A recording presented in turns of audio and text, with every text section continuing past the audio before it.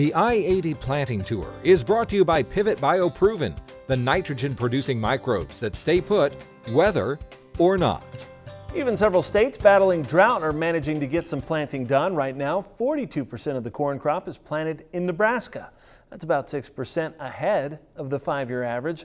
And as Michelle Rook reports in this week's I-80 Planting Tour, farmers are already working to lock in profits. Cold temperatures in April squashed hopes for an early planting season here in Nebraska, but now that farmers are in the field, they're making up for lost ground.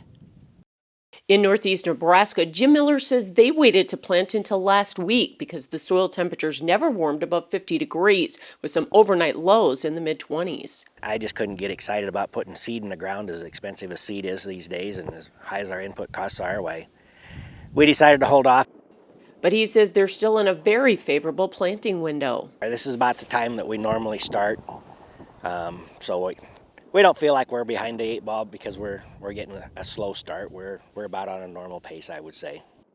However, Miller says they were hoping to get the crop in early to have the best chance to get above trendline yields.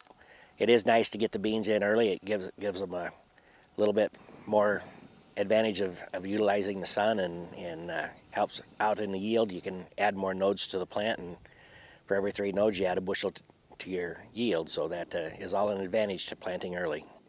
They were also trying to get some early beans to market.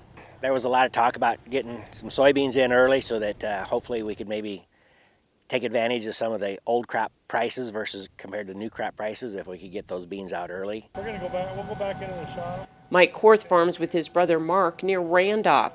He says the field conditions have been nearly ideal and there's enough topsoil moisture to get the crop emerged. However, there's no subsoil reserve. We are dry. It's a big concern. I mean, if we don't get timely rains, this area will suffer bad because we are dry. I mean, we've had a few itty-bitty rains here and there, but they just haven't amounted to enough.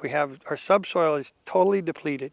His farm is about 50% irrigated, and he's still optimistic that with some timely rains, the dryland fields could achieve some good yields. Oh yeah, I think we could, everything went right, we could be on board for a bumper crop. Maybe not a record crop, but a bumper crop.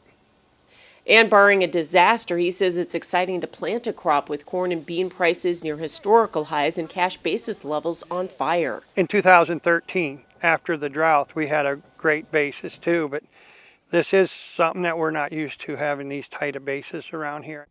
As a result, Korth is taking advantage of the opportunity to forward price his new crop. And I'm over half on beans and about a third on corn. And so he's locking in a profit, something he and fellow farmers in Nebraska have rarely been able to do for several years. In Nebraska, I'm Michelle Rook reporting for Ag Day.